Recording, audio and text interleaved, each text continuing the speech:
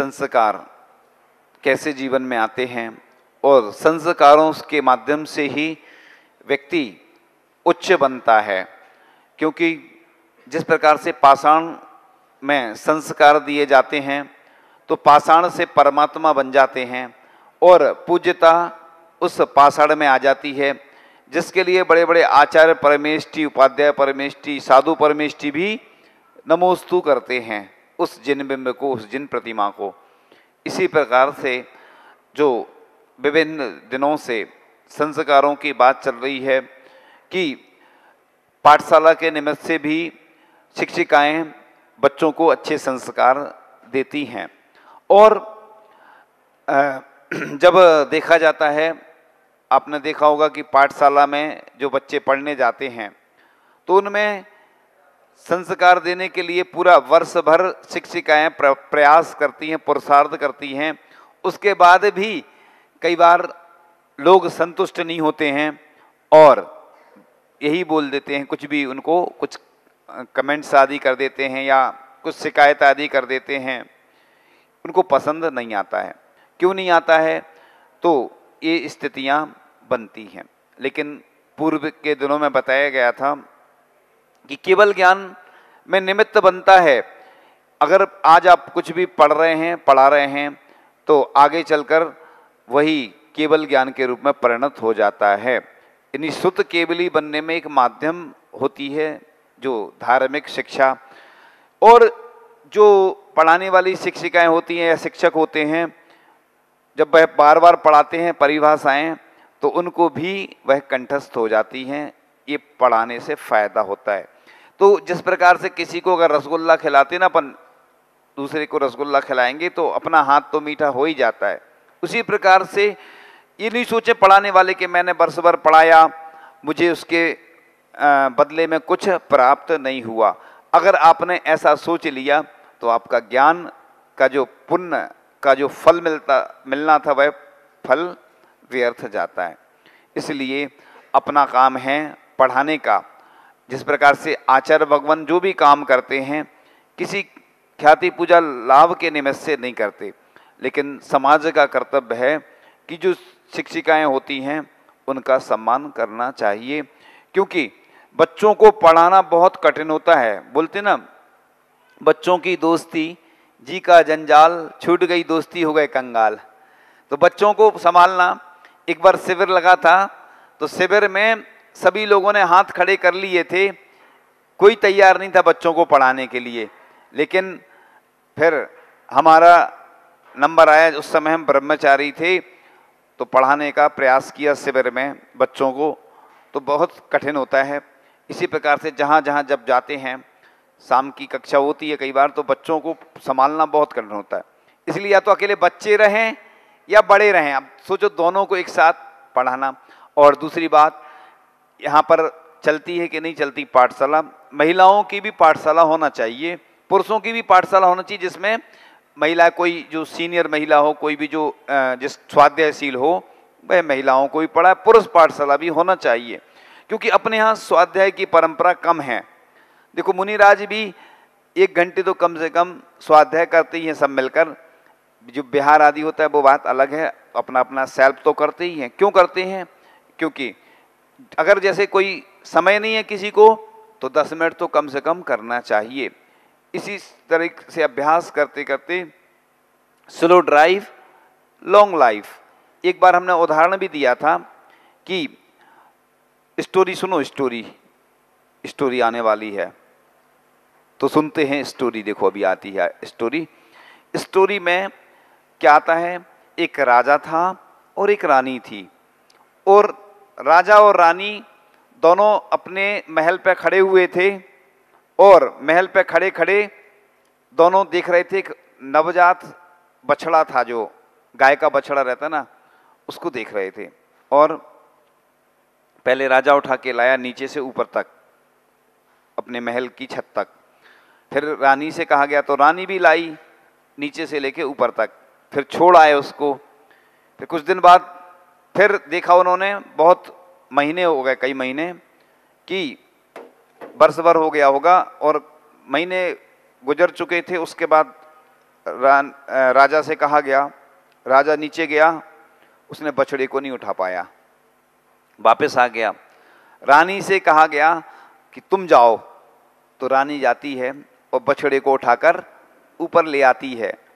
राजा एकदम से उसकी यानी बेइज्जती जैसी हो जाती है। पुरुष वर्ग महिलाओं से अगर कुछ इस टाइप से हो जाए ना तो उनको अपनी बहुत ज़्यादा बेइज्जती जैसी लगती है कि मैं पुरुष होके भी नहीं उठा पाया और ये महिला होके उस बछड़े को उठा लाई। राजा ने पूछा रानी से कि मैं उठा नहीं पाया, पहले तो दोनों ने उठा लिया था और मैंने नहीं उठा पाया, क्यों नहीं उठा पाया? तो रानी कहती है मैं प्रतिदिन जाती थी, इस बछड़े को रोज लाती थी, तो मेरा अभ्यास बना रहा। चूंकि जो बछड़ा था नवजात था, पहले उसका वजन उतना नहीं था, पर धीरे धीरे उसकी उम्र जैसी बढ़ी, शरीर भी बढ़ता गया, उसका वजन बढ़ता गया। तो करत करत अभ्यास ते जड़मती हुए सुजान। यानी आप अभ्यास करोगे तो ऐसी कोई चीज नहीं है जो आपके हाथ में नहीं आ सकती। कई ऐसे भी साधु हैं जिनकी शिक्षा, लौकिक शिक्षा कम रही, 5वीं 8वीं, लेकिन वो उन्होंने मेहनत की तो व्याकरण आदि पढ़े, परिभाषाएं याद करी तो उनको सब आ गया। और कई संस्कृत टीकाएं कर ली। पूज्य आचार्य भगवान की शिक्षा कितनी है? 9वीं लौकिक शिक्षा, लेकिन उन्होंने इतनी मेहनत की कि संस्कृत पढ़ी, प्राकृत पढ़ी और हिंदी पढ़ी, इंग्लिश पढ़ी।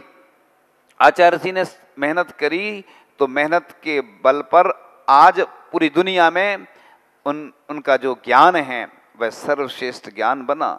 तो विद्या क्या चाहती है? अभ्यास। बोलते ना घोड़ा अड़ा क्यों, पान सड़ा क्यों, बाटी जली क्यों? घोड़ा अड़ा क्यों बता ही दिया, और विद्या बिसरी क्यों? तो अभ्यास नहीं किया। अपन क्या है, आज के ज़माने में सबसे ज़्यादा कठिनता क्यों आती है पढ़ाई करने में? क्योंकि पहले टीवी नहीं चलती थी इतनी सारी, अब हर घर में टीवी चलती रहती है, शोर होता रहता है, डिस्टर्ब होता रहता है। इसलिए हम हमेशा बोलते हैं, आचार्य भगवान भी बोलते हैं कि सबसे अच्छा मुहूर्त कौन सा है पढ़ने के लिए? ब्रह्म मुहूर्त है। क्योंकि सुबह क्या होता है, शांति रहती है और दिन भर क्रांति रहती है। यहाँ भी देखो, आप दिन भर बाहर निकल रहे हैं, बाजार में भीड़ भाड़, घर में भी कहीं बातें कर रहे हैं। अब बच्चे क्या करें, चंचल मन तो होता ही है। हमने एक छोटा सा दृष्टांत भी सुनाया था ना कि एक व्यक्ति गया साधु के पास कि मुझे कोई मंत्र दे दो।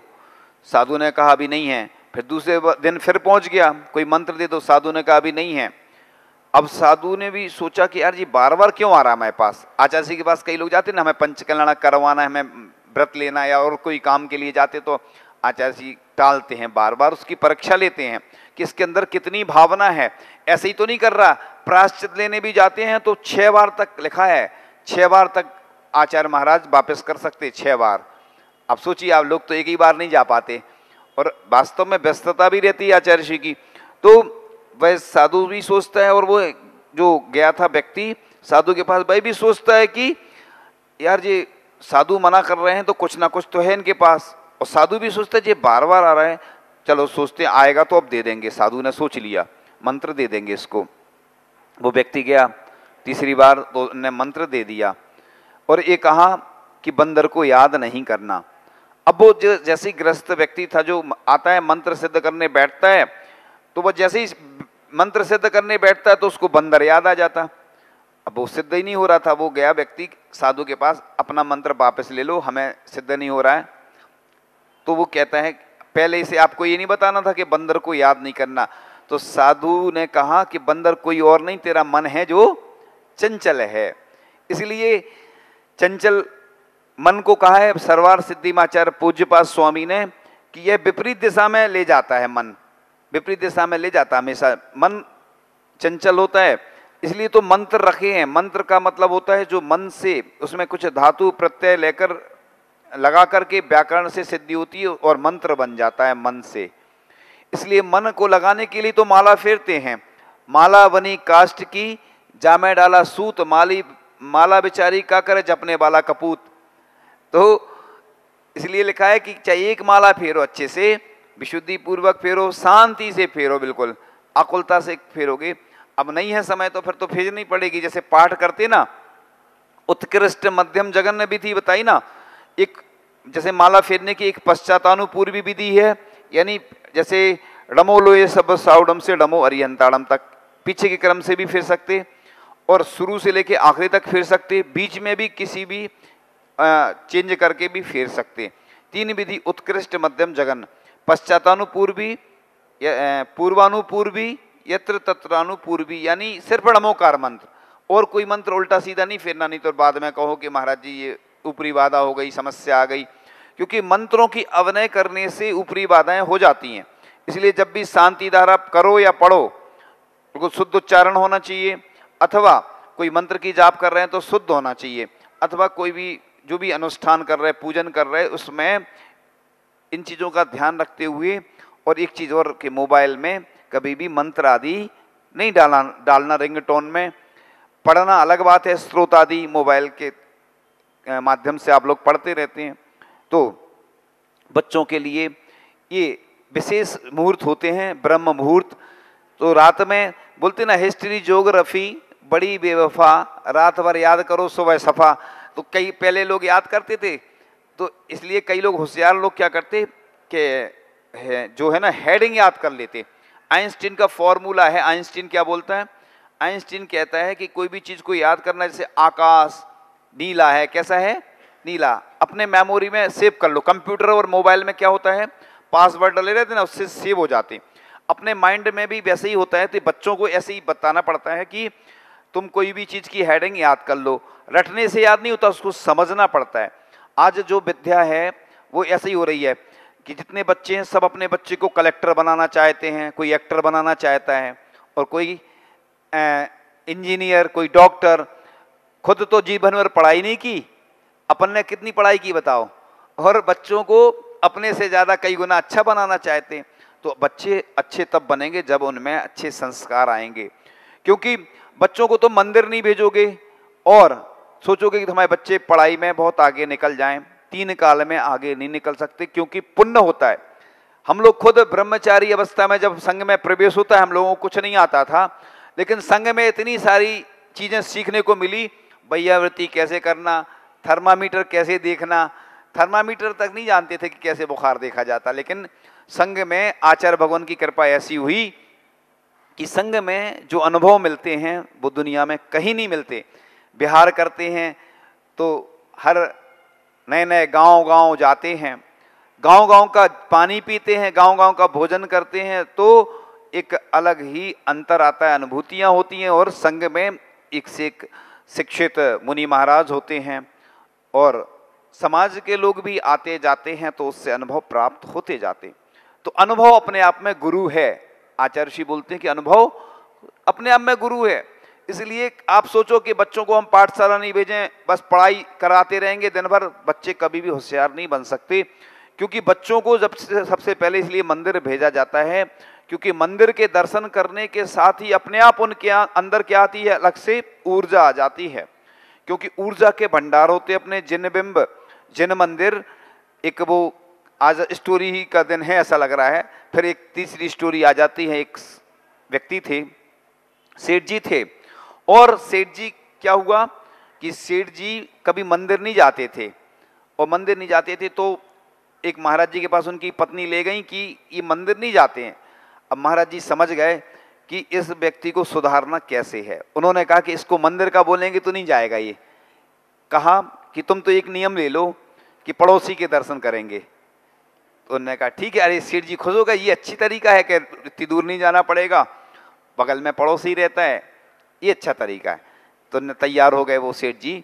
सुबह से उठे और दरवाजे खटखटाए अपने पड़ोसी के। तो उनकी पत्नी ने दरवाजे खोले, कहाँ हैं? उन्होंने कहा वो तो खेत पर गए हैं मिट्टी लेने के लिए। चूंकि वह कुम्हार था, बगल में पड़ोसी जो था वो कुम्हार था, कुम्हार मिट्टी लेने जाता है, और खेत में चला गया था वह। सेठ जी भी पहुंच जाते हैं, और सेठ जी जैसे ही पहुंचते हैं और दूर से उस व्यक्ति को देखते हैं, जैसे ही तो खुश हो जाते हैं। देखो आदमी लौकिक वस्तु को देख के, व्यक्ति को देख के, मित्र को देख के, और जिसका प्रिय होता है उसको देख के कितना खुश हो जाता। ऐसे ही अगर खुशी भगवान को देखने से हो जाए तो कितना पुण्य का अर्जन हो जाए व्यक्ति को। महाराज जी को देख के हो जाए, देवशास गुरु पंच परमेष्टि को देख के ऐसी प्रसन्नता हो जाए। हमने तो नहीं देखा ऐसा, कम ही लोग होते हैं। परिचित से तो होता है, अपरिचित से नहीं होता है। तो या तो कोई चर्चित व्यक्ति होता है या परिचित होता है, तभी अधिकांश भीड़ होती है। चर्चित हो तो आते हैं लोग, परिचित हो तो आते हैं। तो ऐसे ही सेठ जी ने देखा और इतना खुश और बोले, सेठ जी मैंने देख लिया, मैंने देख लिया। अब क्या हुआ, वो कुम्हार भी घबरा गया देख के सेठ जी को। क्या हुआ कि कुम्हार जब मिट्टी खोद रहा था तो उसमें एक घड़ा निकल आया। काय का? उसमें क्या था, सोने चांदी आदि के रत्नों के वो थे आभूषण आदि। और उसने सोचा कि अरे अब सेठ जी ने तो देख ही लिया। तो बोलते रुक जाओ मैं आ रहा हूं वहीं। उनने कहा उस कुम्हार ने कि देखो भैया ऐसा ऐसा ये घड़ा निकला है, अब तुमने हमें देख लिया तो आधा तुम्हारा आधा हमारा। अरे सेठ जी खुश कि अरे महाराज जी ने देखो कितना अच्छा नियम दिया था कि पड़ोसी के दर्शन करना, कि जब मतलब पड़ोसी के दर्शन करने से मुझे सोने चांदी आभूषण आदि का इतना घड़ा मिल गया आधा, और मैं अगर भगवान के प्रतिदिन दर्शन करूंगा तो दुनिया में ऐसी कोई वस्तु है क्या जो प्राप्त नहीं हो सकती। बच्चों को ये वाली कहानी जरूर सुनाना। इससे क्या होगा, जो बच्चे यहाँ पर हैं वो तो सुन ही रहे हैं, और जो जहाँ जहाँ हैं ये स्टोरी। एक मुंबई से एक बच्चा आता था, हम जब संघ में थे, छोटा सा था बच्चा, अब तो बड़ा हो गया। तो छोटा सा बच्चा आता था, वो कहता महाराज जी हमें स्टोरी सुनाओ। देखो कितनी उसके अंदर, मुंबई में क्योंकि ऐसा कोई मिलता नहीं होगा सुनाने वाला, तो छोटा सा बच्चा, उसके अंदर कितनी अच्छी भावना रहती थी।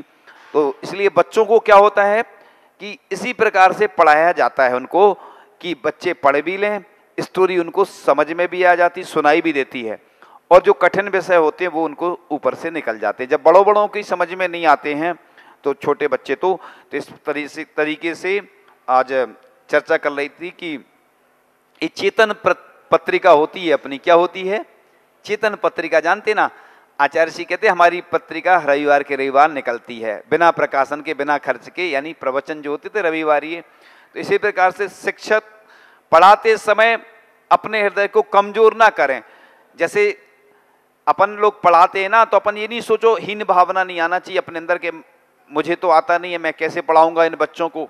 अपने आप को क्या होता है, जैसे गांधी जी थे ना, प्रवचन करते थे गांधी जी, तो आईना के सामने प्रयास करते थे, अभ्यास करते थे। तो इसलिए अपन ऐसा नहीं सोचे कि हम कमजोर हैं। आप स्वयं अपने आप को कमजोर समझोगे तो आप बच्चों को कभी पढ़ा ही नहीं पाओगे। तो बच्चे तो छोटे होते हैं, आप तो बड़े हैं। तो इस प्रकार से विश्वास रखें कि मैं इसे पढ़ाकर ही रहूंगा या रहूंगी। ऐसा अगर अपन सोचते हैं तो अपन निश्चित रूप से सफलता प्राप्त कर सकते हैं।